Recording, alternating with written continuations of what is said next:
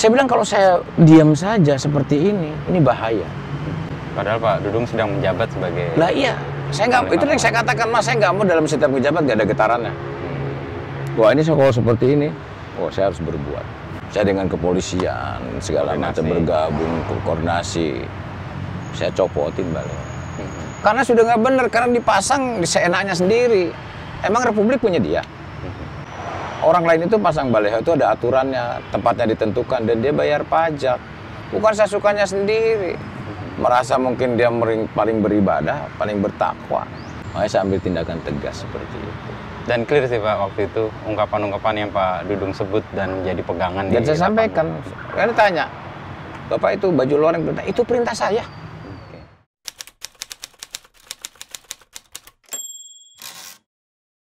Tadi Pak, yang ketemu dengan mahasiswa, itu gimana ceritanya Pak? Ya, jadi pada saat setelah saya berhadapan dengan mereka, mereka memaksakan kehendak akan ke istana, saya katakan bahwa itu tidak bisa diduduki begitu saja. Kecuali aparat negara, aparat keamanan yang berhak bertugas di situ. Mereka memaksakan kehendak. Saya bilang kalau memaksakan kehendak, kalian berhadapan dengan saya. Saya bilang begitu. Itu kepada pemimpin demonya? Pimpinan demonya. Ya, saya pegang pistol saya aja. Saya nggak akan nembak, tapi saya takut-takuti lah dia biar dia tahu. Kalau saya tidak takut sama mereka. Oke, kalau begitu berhadapan sama saya. Azan berkumandang nih. Oh, pas saat itu. Azan berkumandang. Ya mungkin dia ngeper juga kan. Ya Pak, bagaimana Pak ini azan berkumandang Pak? Bagaimana kalau misalnya kita sholat berjamaah? Oke, saya bilang. Kalau sholat, mari kita sholat. Ya, bagaimana kalau Bapak yang mau? Oke, saya pimpin. Mereka yang minta. Mereka yang minta. Oke, silakan saya pimpin. Saya yakin bahwa ini kita berhadapan kepada yang Maha Kuasa. Nggak mungkin ada yang orang macam-macam. Kan begitu. Saya pimpin sholat. Setelah pimpin sholat, selesai. Nah, kami kan bawa selebaran. Ada brosur, ya pamflet, semacam pamflet yang saya dikasih waktu itu oleh Pak Luhut Panjaitan, Menteri Marves. Agar penjelasan tentang Omnibus Law itu, draftnya itu kita singkat, kita rangkum, dalam pamflet kita dapat. Kemudian saya jelaskan ke mahasiswa, ini loh tentang Omnibus Law itu seperti ini loh, kenyataan yang sebenarnya. Jadi jangan mendengar sepihak. Saya bilang ini loh. Itu habis sholat? Setelah sholat. Okay. Setelah mereka baca, kan itu kan ringkasan aja. Mereka banyak yang paham rupanya. Akhirnya kan dialog kita dengan mereka, akhirnya Pak kami mau kembali Pak kalau demikian Pak gini. Oke, cuma kembali Pak, itu ada polisi Pak, itu ada TNI, kami mohon dikawal. Oke deh, saya kawal. Kita kawal 30 orang, 15 ke sebelah kanan, 15 sebelah kiri. Kawal pulang. Akhirnya pulang, mereka dikawal oleh TNI dan Polri. Udah selesai, clear, gak jadi itu duduk di istana. Itu peristiwa yang buat media waktu itu jadi magnet ya Pak, buat kami setidaknya ngelihat ini siapa nih. Saya nggak tahu kalau ada yang moto tuh. Iya, itu saya nggak tahu. Dan viral di media sosial juga waktu itu. Itu peristiwa pertama. Peristiwa yang lain itu Pak Dudung kan dilantik Agustus ya 2020 dan itu kan berurutan banyak peristiwa yang kemudian Pak Dudung punya peran yang sangat setidaknya waktu itu membuat orang menengok, wah siapa nih Pak Dudung nih. Tiba-tiba pertama yang soal peristiwa orasi di Tamakan Pahlawan. Tuh sebelumnya di bulan itu tadi yang Omnibus Law tadi juga. Sebelumnya yang baliho-baliho yang Pak Dudung turunkan. Sampai ada keberanian dan keputusan untuk mengambil tindakan itu gimana Pak? Begini Mas, ciri pemimpin itu satu, dia harus berani ngambil keputusan. Kalau keputusan itu benar, berarti bagus. Kalau keputusan itu juga salah, masih bagus daripada tidak berani sama sekali. Saya ingin dalam setiap menjabat, saya di Kodam Jaya, kita menjabat itu harus ada getarannya. Kita menjabat itu harus ada pengaruhnya. Saya nggak mau ngejabat dalam suatu jabatan itu saya landai-landai aja, saya nggak mau. Betul kan? Saya pikir apa yang harus saya perbuat untuk bangsa ini, apalagi di DKI Jakarta ini kan barometer. Kan begitu. Kalau Jakarta aman, semuanya akan aman. Kejadian 98 Jakarta goyang semua daerah. Kan begitu. Nah ini saya bilang kita perlu ketegasan. Ya, ketegasan. Saya lihat informasi-informasi dari sebelum-sebelumnya bahwa memang perlu adanya ketegasan-ketegasan yang hakiki. Ya, dengan tetap kita berpedoman kepada Negara Kesatuan Republik Indonesia. Tapi itu kan beresiko, Pak. Dengan resiko itu Pak Dudung mengambilnya dan deal dengan resiko itu gimana? Begini, Mas. Mula-mula hidup ini sadar bahwa hidup ini mengandung risiko. Tetapi kalau hati nurani kita ini kuat, apapun yang kita hadapi, kita harus berani, termasuk menghadapi risiko itu sendiri. Nabi Muhammad mengajarkan orang yang tidak berani ngambil risiko adalah orang-orang yang merugi. Saya nggak mau datar-datar aja, Mas. Saya cari aman saja, saya nggak mau. Betul nggak? Saya menjabat, yang penting aman, saya takut dicopot jabatan, saya nggak ada tuh.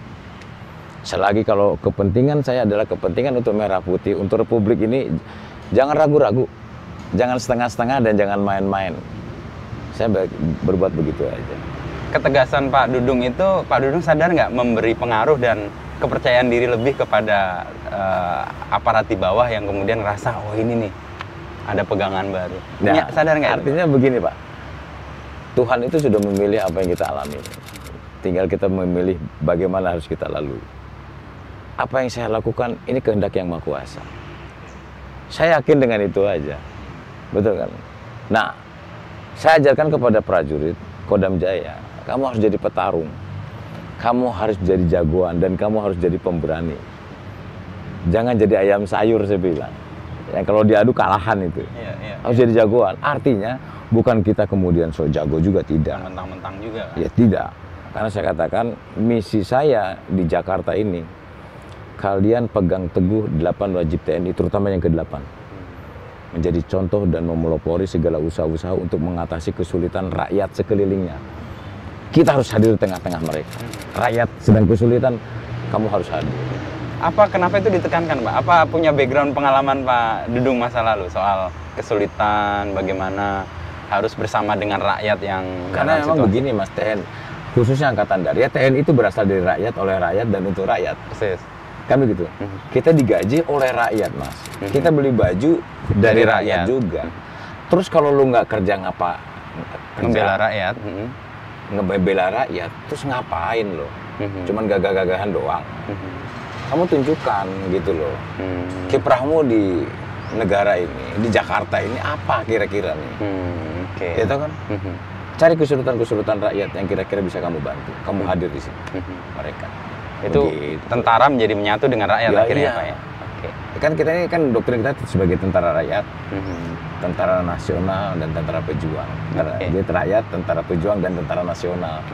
Gitu dong. Pengalaman Pak Dudung kemudian memilih tentara sebagai pilihan panggilan atau profesi selain karena orang tua dan kakek ya dulu ya. Itu gimana ceritanya, Pak? Sampai saya mau jadi tentara nih. Jadi ceritanya begini, Mas. Ini lucu sih memang ceritanya. Saya tahun 81, saya masih kelas 2 SMP. Bapak saya meninggal. Ya, bapak saya juga bukan golongan menengah ke atas lah. Jadi tentara, seorang PNS. PNS. Ya, PNS golongan 3A gitu. Kemudian anaknya ada 8. Nah, saya nomor 6. Sepeninggal bapak saya, nah ibu saya ini kan ya secara ekonomi ya, namanya pensiunan janda PNS. Ya. Nah, akhirnya untuk menopang kehidupan itu saya jualan koran, Mas. Saya nganter koran. Loper koran nih, loper koran itu. Loper koran itu. Yang profesi sekarang mungkin udah jarang ya. Udah nggak ada kali ya. Mungkin naik motor sekarang kali ya. Itu pakai sepeda, yang pakai sepeda, sendal. Kemudian remnya tuh pakai sendal capit bekas itu dibantu. Jadi mengeremnya diinjek ya. Begitu. Pagi itu. Pagi jam 4 pagi karena sekolah saya siang. Gitu, sekolah saya siang. Nah, waktu itu sebetulnya saya diterima sekolah yang pagi. Cuman saya dengan ibu diantar ke kepala sekolah yang SMS. Minta yang siang. Pengen yang siang. Supaya bisa membantu bisa bantu. Nah, saya nganter koran. Pulang nganter koran, jam 8 pagi itu saya nganter telepon. Ke Kodam. Telepon kue-kue itu yang dalamnya gula merah. Iya. Ke Kodam, ke Taman Lalu Lintas, ke SMP Muslim. Dititipkan ke warung. Nah, suatu ketika saya melewati kantor Kodam nih. Ada penjagaan itu yang jaga tuh yang pos monyet ini, jaga satri gini. Biasanya kan saya permisi Pak. Nah, karena tiap hari saya lakukan, kan mereka kan Ya udah biasa. Kenal lah, oh ya oke. silakan dek. Dikenal. Nah, Oke. suatu ketika yang jaganya nih tamtama baru nih. Oh, Nggak ada yang belum kenal. kenal. Oke. Saya, masih Pak, sini kamu. Hmm. Kamu nggak lapor-lapor dulu. Sini mau ditendangnya lah nih. Kue itu. Kue itu Oh, ada oke. 55 biji itu gelundung-gelundung. Masih inget jumlahnya. Di situ 55. saya bilang, awas nanti saya jadi perwira saya bilang. Sambil Di situ ngomong. saya bangkit pengen jadi tentara itu. Oh, Awalnya oke. di situ, Mas. Mhm. Padahal dulu saya cita-cita pengen kuliah dulu tuh. Itu cerita singkatnya itu seperti Oke, itu. ada persentuhan ya dengan Ada pengalaman persentuhan. langsung di. Ya, disitulah saya berpikir ini orang jangan semena-mena ke rakyat kecil, itu nggak boleh. Seperti itu. Terus Pak Dudung daftar di AKMI. Daftar di Bandung untuk Akademi Militer. Mhm. Ya alhamdulillah saya sekali tes langsung lulus gitu. Oh iya. Wah. Itu. Punya pegangan atau punya ilmu apa, Pak? Nggak ada juga, nggak ada juga. Oke. Saya ya yakin aja lah lulus. Gitu ceritanya. Terus pendidikan, lalu karir ketentaraan. 3 tahun pendidikan, saya Letnan 2. Penempatan pertama saya di Timur Timur. Timur. Ya tahun 88. Dili atau di Dili, di di Dili, Timur oke. Timur sampai tahun 93. Oke. Nah, kemudian dari situ saya pindah ke Bali. Bali. Di Bali baru saya berkeluarga, kemudian dari Bali saya pindah ke Pusnip Bandung. Kemudian saya pernah ke luar negeri tim OIC Penjaga monitoring perdamaian di Filipina Selatan. Ya itu ngadepin Abu Sayyaf lah segala macam lah. Oh iya. Nah, dari sana kemudian saya pindah lagi Suslapa di Indonesia, kemudian saya dapat Wadanyun 410 hanya sebulan, terus saya berangkat lagi ke Timur Timur. Ke Timur Timur setahun lebih, tugas operasi sebagai Wadanyun 401. Oke. Kurang dari 401, kemudian saya mau cuti, tiba-tiba ada perintah untuk berangkat lagi sebagai tim Yunamed, sebagai LO. Ya, Jadi udah main ya sebagai waktu liaison itu ya. officer untuk penerjemah lah di terjadi jejak pendapat di Timur Timur. Kurang lebih sekitar 9 bulan saya kembali, baru mau cuti juga. Pasukan 401 harus berangkat ke Maluku Utara, terjadi konflik Di Maluku, di Ambon. Maluku, ya di Ternate khususnya, Ternate. sampai ke Jailolo-Loda, sampai ke Pulau Obi. Nah itu kita mengatasi kerusuhan dan alhamdulillah kejadian. Pulang dari sana saya dapat skep jadi dan Kasdim, kemudian saya Sesko, kemudian saya jadi Pabandia Ops kurang lebih sekitar 4 bulan. Kemudian ada tes Susdanjon, saya jadi Danjon, terus berangkat operasi darurat militer di Aceh 2003. 2003. Oh, pas saya liputan dulu, Pak. Nah, 2003. Saya di Samalanga waktu itu. Nah, saya di Luksumawe. Luksumawe, Nah, oke. di situ, ya alhamdulillah Mas, batalion saya tidak ada satupun korban. Dan sukses semua Dan misi. sukses, dan Panglima Sago, bahkan Panglima Wilayah itu kena sama kita. Makanya anak buah saya dapat 7 orang KPLB, kenaikan pangkat luar biasa. Karena prestasinya. Karena prestasi, kemudian saya dapat bintang Kartika Eka Nararia Prestasi. Amat jarang itu deh. Loh, itu kalau dimakamkan TMB itu Mas. Oh. Letnan Kolonel waktu itu. Kan mau di KPLB kan tidak boleh. Ya. Karena saya letkolnya baru sebulan. Tadinya mau di kolonel kan. Nah, akhirnya terus saya Danjon, kemudian Dandim Lubulinggo, Dandim Palembang, kemudian pindah ke Jakarta bagian rekrutmen prajurit, terus saya Aspes di Makassar, kemudian jadi Danrindam lagi di Palembang di Morenim, kemudian pindah ke Mabesat, dari Paban saya Lemhanas. Lemhanas, ya. Setelah Lemhanas saya Paban 1 Mabes TNI, kemudian saya jadi Wagub Dandirma Mabes TNI sebentar, Dari 3 Wagub. bulan, kemudian Wagub Akmil. Wagub Akmil, terus pindah jadi staf khusus Kasat, kemudian Swaster, Gubernur, terus Pangdam. Nah, dalam perjalanan itu saya membaca apa yang Pak Dudung lakukan di Akmil sebenarnya. Oh iya. Ya, menarik beberapa. Pak Dudung mengubah metode pembelajaran, pendidikan, relasi antara senior dan junior, memberi ruang bagi semua agama punya tempat di situ. Bisa cerita Pak, kenapa ketika di Akmil itu dilakukan? Nah, jadi kalau saya setiap menjabat Mas, saya punya prinsip begini. Keberhasilan dan kemenangan itu berasal dari keberanian merubah sesuatu yang baru. Dan baik pasti. Ya iyalah, artinya yang baik. Nah, di Akademi Militer, saya nggak mau berbicara dulu-dulu. Oke. Karena saya bilang kunci sukses itu ada 3. Yang pertama, lupakan masa lalu. Karena masa lalu itu tidak pernah akan balik lagi. Oke. Yang kedua, lakukan secara optimal. Kalau maksimal kita sulit. Optimal. Ya. Yang ketiga, masa depan itu hanya sebuah cita-cita dan angan-angan, tapi harus diperjuangkan. Oke, 3 prinsip itu yang lah. Pak pegang. Saya bilang kalau yang dulu-dulu saya nggak mau. Zaman saya dulu taruna, nggak ada. Nggak boleh begitu. Saya nggak mau berbicara dulu. Karena nggak saya bisa bilang balik. kalau dulu-dulu nenek saya juga masih gadis dulu. Jadi saya bilang ke taruna, ini zaman sudah zaman IT, teknologi canggih. Iya. Kalau lu masih belajar model-model cara lama, saya bilang kamu terbelenggu, tergerus oleh zaman. Makanya kamu, saya tekankan adalah Kemampuan tentang IQ, tentang kemampuan otak. Bukan kemampuan fisik, saya bilang, kemampuan otak. Kalau orang sudah pergi ke bulan, lu masih berpikir begini, masih fisik saja. Makanya saat itu saya ada program e-learning. Semua program kegiatan belajar mengajar itu menggunakan IT. Oke. Ya ada tatap mukanya pada saat dia dialog dengan dosen dan Di sebagainya. Akmil ya, tahun 2018 sampai 2020. Nah, jadi mereka pun begitu. Kemudian saya terapkan bagaimana keseriusan mereka tentang beribadah. Karena selama ini saya lihat kalau mereka itu pas azan berkumandang dia masih kuliah. Saya bilang, kamu jangan kau kejar duniawi sementara Tuhanmu kau lupakan. Sebelum azan berkumandang kau sudah di masjid. Begitu juga yang Protestan. Nah yang Katolik dan Hindu sejak sama dari dulu lah Mas, dari tahun 57 sampai 2020 Mas. Ada gereja Katolik itu adanya di luar, sama-sama dengan masyarakat. Oke, jadi nggak bisa. Begitu juga yang Hindu adanya di luar. Pura. Nah kalau misalnya ada kegiatan pas di Akmil itu kalau ada kegiatan sholat Jumat, yang Katolik maupun yang Hindu, mereka tuh hanya nyusun-nyusun bangku saja di kelas E. Mereka beribadah sendiri.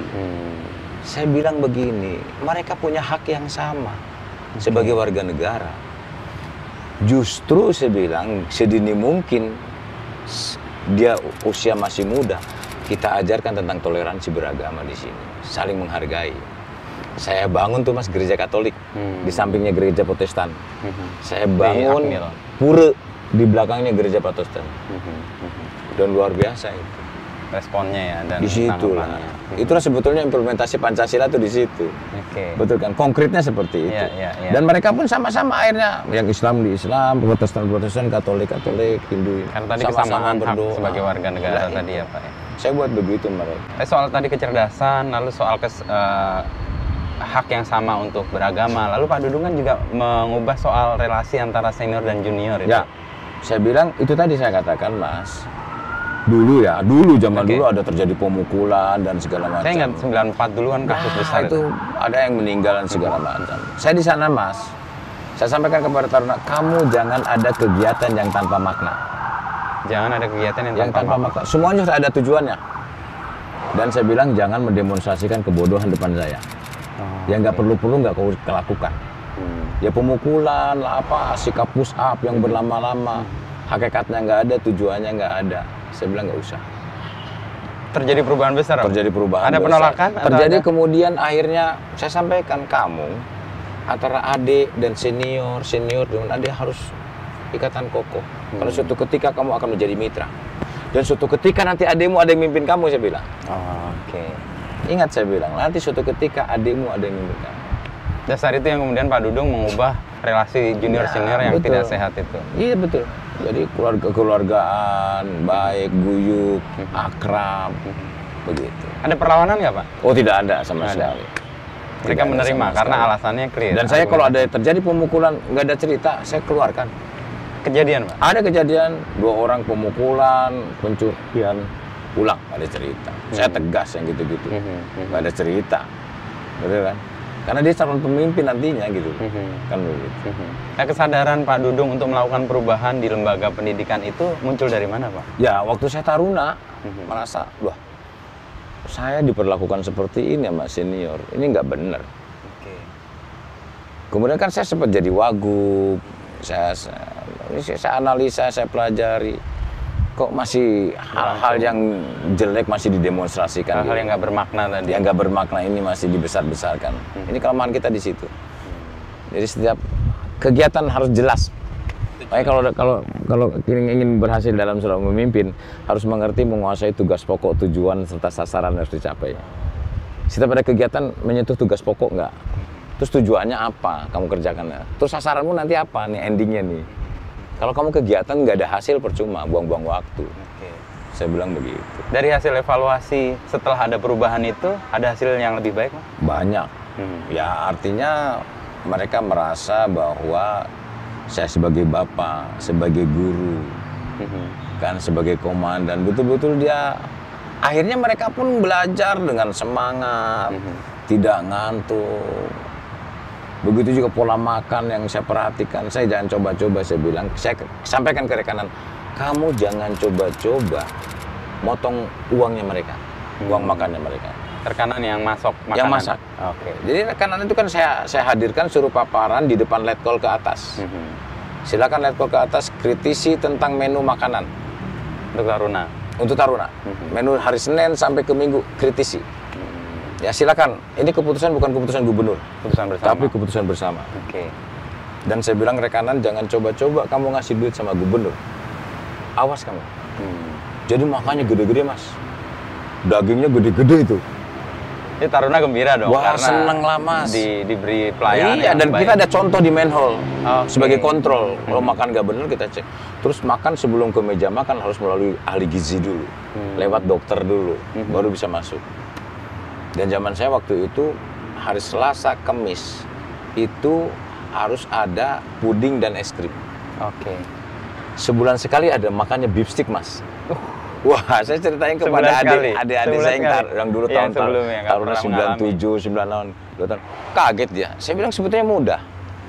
Uang makannya mereka, kalau mereka IB, kalau mereka long weekend, bahkan dia cuti saya kumpulkan.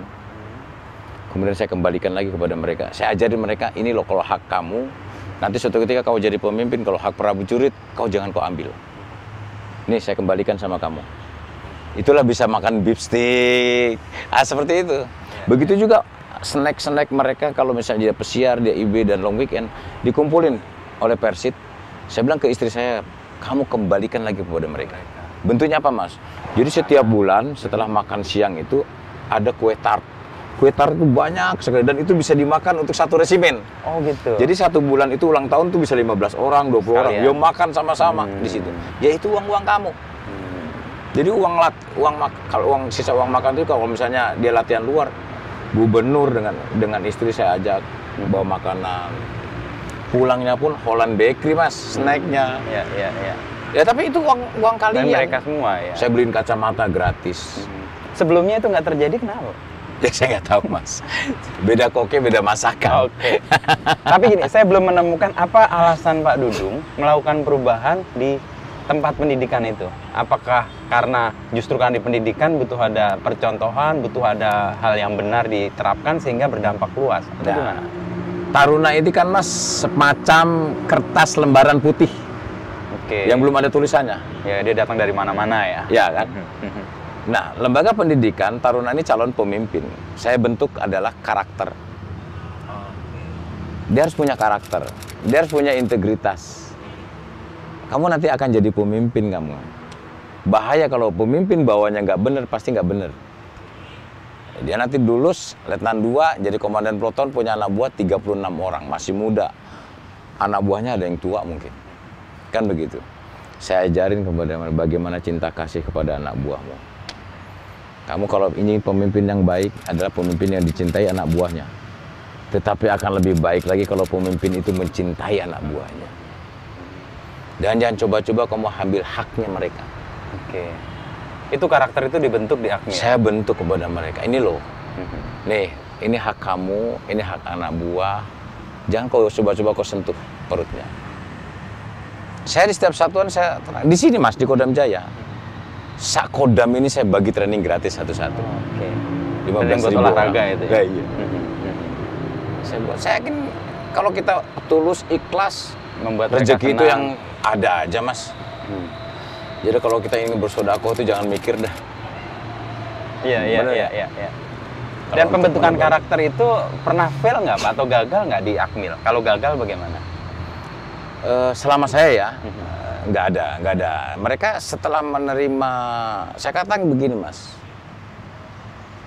kalau ingin berhasil, memang kita ada hablum minallah, ada hablum minanas. Kita harus banyak berbuat baik. Saya bilang saya nggak pinter-pinter amat, saya jadi jenderal, biasa-biasa aja, ranking Taruna juga biasa-biasa, kan begitu. Ya artinya, kalau kita ingin sukses, banyak-banyak berbuat baik pada setiap orang. Saya katakan kepada mereka, sekecil apapun kebaikan yang kau lakukan, ini akan menjadi riak kebaikan yang tidak pernah berujung.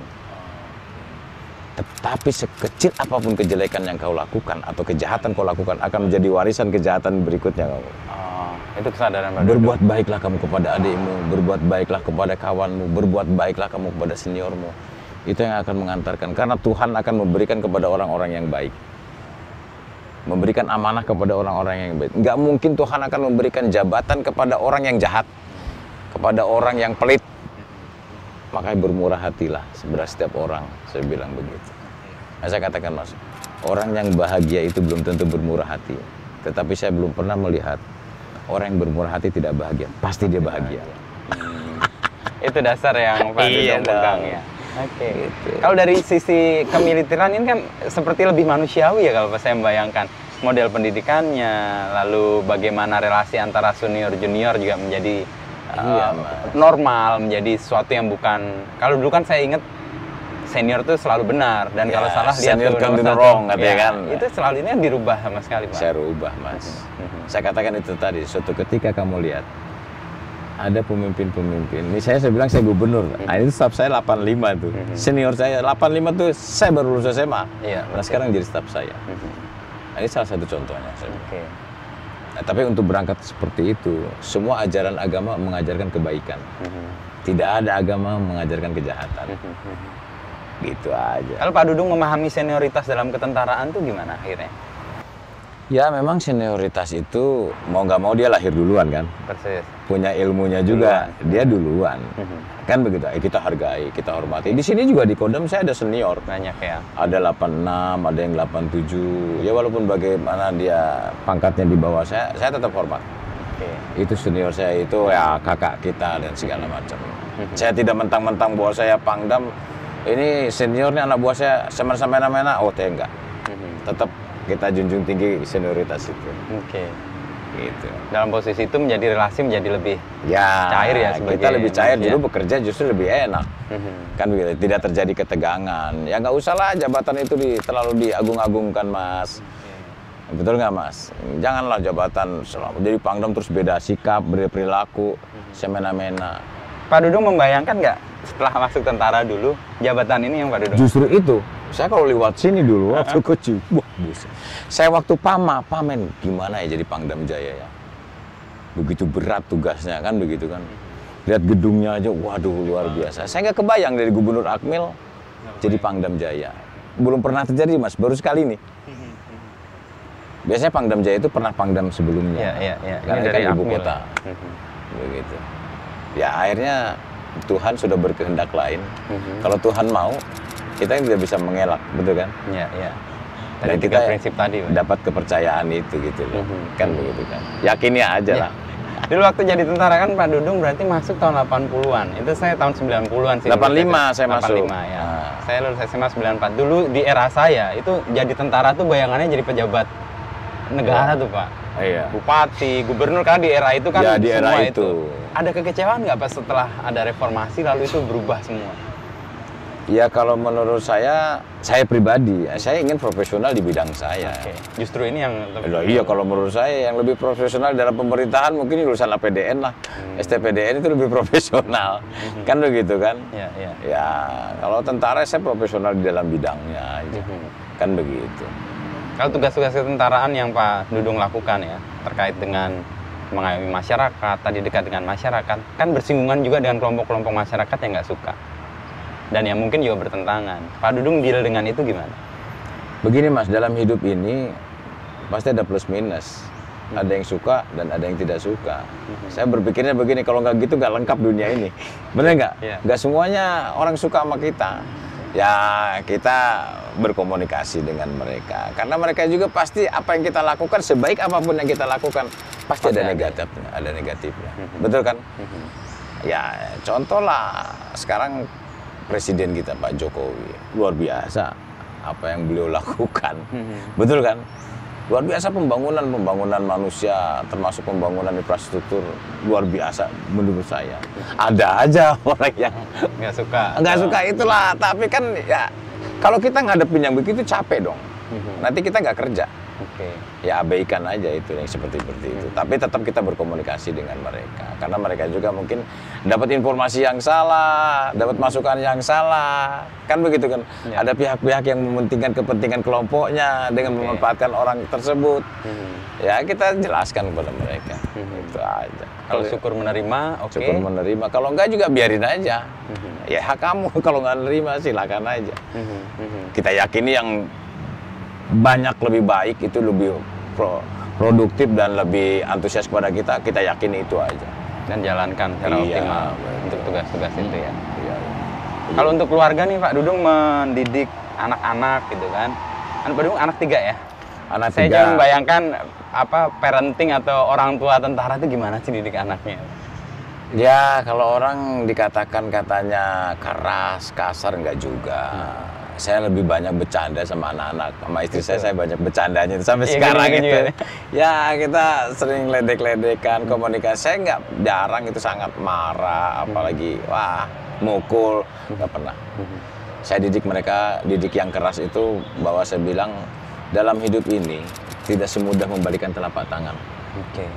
Semuanya perlu perjuangan. Itu ditanamkan di anak. Saya tanamkan kepada mereka, dan alhamdulillah saya tanamkan juga dia tidak berkehidupan yang mewah, yang sederhana. Saya ajari kepada anak-anak kalau ulang tahun cukup beli kue tar sedikit, terus kita kumpul berempat, kita berlima dengan saya, kemudian selamat ulang tahun, udah kasih hadiah sedikit. Terus anak saya waktu kecil tuh saya kasih belikan nasi Padang, berapa nasi bungkus yang banyak, nanti dia keliling naik mobil kasih orang-orang yang nggak mampu. Ketika dia ulang tahun. Iya, karena yatim seperti itu. Nah, saya ajari kepada mereka sehingga mereka pun anak itu biar tumbuh rasa kasih sayang kepada orang lain, cinta kasih kepada orang lain, tidak semena-mena, peduli kepada orang-orang yang tidak mampu. Saya ajari mereka begitu. Peran keluarga menurut Pak Dudung seberapa besar untuk karir Pak Dudung? Ya luar biasa. Karena saya pikir begini Mas, kalau kita ingin sukses, kuncinya satu aja. Lihat anak istri kita lagi tidur kalau malam-malam. Orang lagi tidur itu kayak orang mati Mas. Bener kan? Di situ saya bangkit. Masa depan mereka ini sangat tergantung pada diri saya. Saya berjuang. Saya nggak cukup berdoa, tapi harus berikhtiar. Betul kan Mas? Masa depan itu di tangan kita Mas, bukan tangan orang lain. Dan malam ketika tidur itu Pak Dudung, kita lihat mereka lagi tidur. Harapan ada di mereka, luar biasa. Kemudian Mas, saya bilang, kalau kita ingin sukses, di lingkungan kita ini ada 2 bidadari cantik Mas. Yang pertama ibu kita, yang kedua istri kita Mas. Karena 2 orang ini yang selalu mendoakan kita. Tidak ada orang lain. Orang Mas nanti kita doakan ya insya Allah mudah-mudahan saya bohong itu. Tapi kalau ibu dan istri itu pasti. Ibu kita ini selalu mendoakan kita setelah dia sembahyang. Istri juga kita mendoakan, Mas di mana Mas sholat, mendoakan kita. Betul tak? Makanya cintai mereka berdua ini. Cintai terutama ibu istri kita. Relasi Pak Dudung dengan ibu sendiri kan ketika ditinggal sama bapak ya, waktu masih umur 12 tahun ya waktu itu ya. Dan ibu jadi kayak pengganti ayah ya, dan Pak Dudung sendiri sebagai anak 8. Itu gimana? Dan ibu tuh saya lihat kalau punya makanan sedikit berbagi kepada orang. Meskipun anaknya 8. Meskipun anaknya 8, saya punya makanan dari kampung, dari ini bagi se-asrama itu. Saya pelajari di situ. Oh, rupanya seperti ini. Dan saya dengar sih beberapa anak buah di sini menyebut Pak Dudung ini nggak hanya membuat bangga, tapi membuat bangkit atau bangun. Itu gimana ceritanya? Ya artinya itu yang saya katakan bahwa untuk menjadi pemimpin yang sukses itu ada 3 kata kunci. Yang pertama dia harus mengerti, menguasai tugas pokok, tujuan serta sasaran yang harus dicapai. Itu yang saya sampaikan. Yang kedua, dia harus mengerti, menguasai segala macam keterbatasan dalam satuannya termasuk dalam dirinya. Satuan ini terbatas, anak buah juga punya kekurangan, tapi jangan salah, pemimpin juga lu punya kekurangan. Jangan merasa paling jago. Makanya saya di sini nggak pernah marah. Karena kalau ada staf saya yang marah, berarti dari sebagian kesalahan itu adalah kesalahan saya. Yang ketiga yang penting, Dia harus mengerti menguasai unsur-unsur manusia. Oke. Kalau dia sebagai bapak, sebagai guru, sebagai komandan, sebagai rekan, mainkan tuh Peran itu. Saya nggak pernah dalam suatu posisi, wah saya pangdam, saya ini. Saya joget-joget bareng sama dia. Saya ingat Lepas itu jabatan-jabatan. Iyalah, saya ingat aja Abraham Lincoln, Presiden Amerika yang ke-16. Abraham Lincoln ya. Untuk mengetes seseorang keasliannya itu gampang. Kasih dia kewenangan, kasih dia jabatan. Aslinya ketahuan. Oke. Ya kalau masih kenal Dudung dulu Letnan Kolonel, sekarang sama aja, kagak ada beda. Emang, toh ini semua serba sebentar. Iya, iya. Ini hanya sekejap aja. Besok kita jangankan jabatan, besok usia kita, umur kita diambil mau apa? Bener nggak? Makanya jangan sombong, jangan angkuh. Iya, gitu iya, aja. iya. Dan itu pikiran yang kemudian mendasari laku Ya, dan tindakan Pak Dudung ya. selama ini ya. Dan posisi itu selama ini menguatkan Pak ya justru. Ya, artinya segala sesuatu itu berangkat dari hati, Mas. Kalau hatinya baik, pikirannya baik, ucapannya baik, pasti tindakannya juga baik.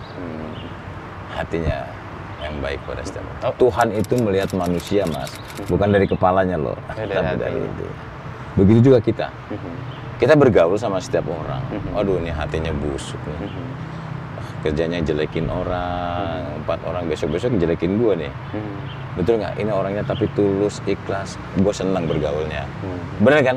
Manusia pun sama begitu, Mas. Betul, sebagai tentara untuk bisa merawat hati itu gimana Pak? Karena tentara kan biasanya dengan disiplin, ya mekanik, tugas, disiplin, melakukan ini. Ya artinya begini hati. Mas, saya memang berangkat dari keluarga yang tidak punya kan. Betul kan? Bukan karena kami ingin memberi, selalu ingin memberi. Tetapi saya pernah merasakan bagaimana menerima itu gitu loh. Oke. Bagaimana kita bisa menerima itu? Artinya kita pernah menghadapi situasi yang sulit. Gitu. Makanya saya selalu banyak memberi. Karena perasaan Karena orang yang saya pernah menerima merasakan seperti itu. Begitu. Kan begitu. Mungkin kalau saya tidak pernah merasakan itu, ya mungkin saya semena-mena mungkin. Nah, ya perjalanan itu ternyata ada buahnya Pak ya. Ada bahwa buahnya. dulu sulit, jadi loper koran, ditendang, apanya itu keranjangnya untuk bawa kue. Lalu menjadi tentara yang kemudian tahu perasaan anak buah. Tapi yang lebih penting sebetulnya ini semua kehendak yang Maha Kuasa. Itulah kita diajari berpuasa. Ntar lagi nih kita puasa. Kita berpuasa itu bagaimana kita itu mengasihi sesama manusia. Kamu berpuasa, Wisnu lu puasa, kata Tuhan, ya lapar kan. Nah itu, di kolong jembatan tuh puluhan tahun tuh lapar mulu. Makanya udah berpuasa lu banyak ngasih orang. Puasa, jangan nyakitin. Jangan jahat sama orang, lu batal. Ya maksudnya setelah puasa kamu harus baik kepada setiap orang. Tuhan tuh karena nggak bisa ngasih langsung. Karena nggak pernah uang turun dari langit. Hanya ngasihkan kepada orang-orang yang amanah aja, sama orang-orang yang bermurah hati. Kuncinya itu aja Mas, simple hidup ini. Iya. Makanya saya baru memahami kenapa Pak Dudung kayak nggak pernah punya rasa takut atas apapun ya. Menghadapi resiko apapun, ya udah karena saya yakin dengan jalan itu. Tuhan tuh sangat dekat sama kita. Yakin aja dengan Tuhan asal kebenaran kita tegakkan. Itu aja saya sih. Betul, saya kayak kemarin tuh kejadian kemarin itu saya yakin. Termasuk yang sangat ramai itu selain Pak Dudung sholat bersama yang penurunan baliho itu juga kan. Nah ini kita cerita baliho ini. Jadi saya datang ke sini Mas, ini baliho ini bergelimpangan. Ada seruan jihad, kemudian ada revolusi akhlak. Dan seruan-seruannya seakan-akan orang ini paling benar sendiri. Kan begitu kan. Bahkan ada yang berdoa ke arah baliho itu. Ini saya bilang udah nggak benar. Akhirnya terjadilah proses pengambilan baliho oleh polisi, Pol PP, TNI. Nah baliho itu kemudian setelah kita dapat 338, FPI datang ke Pol PP minta dipasang lagi. Malam itu juga. Loh Pol PP itu kan penegak hukum, penegak peraturan gubernur. Pan pemerintah. Loh kok bisa saya bilang seperti ini? Nah kemudian aparat yang lain saya bilang udah ketakutan. Saya bilang ini kalau seperti ini mau jadi apa nih bangsa ini? Saya bilang. Betul kan? Mas lihat Syria, Irak, Iran, Afghanistan, Libya, Lebanon. Betul nggak? Semua sekarang hancur. Karena ada pengaruh-pengaruh dunia luar. Ya toh, kemudian kita mengkultuskan salah satu kaum, kemudian merasa bahwa agama itu yang paling benar sendiri, agama lain tidak. Menurut saya di mata Tuhan tuh semua agama itu sama, tidak ada bedanya. Karena saya dilahirkan dari agama Islam, ya Islam. Kalau saya lahirnya di Bali, bapak saya Wayan, Hindu saya. Itu takdir. Itu takdir. Tapi jangan merasa benar. Kita ini umat manusia. Orang lain ada Kristen, ada Hindu. Itu ciptaan yang Maha Kuasa. Benar kan? Ya, ya. Jadi jangan merasa yang lebih benar, kemudian orang lain itu salah. Dan orang lain itu halal untuk dibunuh. Tidak ada. Saya bilang kalau saya diam saja seperti ini bahaya. Padahal Pak Dudung sedang menjabat sebagai... Lah iya, saya nggak, itu yang saya katakan Mas, saya nggak mau dalam setiap pejabat nggak ada getarannya. Wah ini kalau seperti ini, saya harus berbuat. Ini udah nggak benar. Saya dengan kepolisian segala macam bergabung, koordinasi, saya copotin balik. Karena sudah nggak benar, karena dipasang seenaknya sendiri. Emang Republik punya dia? Orang lain itu pasang baleho itu ada aturannya, tempatnya ditentukan, dan dia bayar pajak.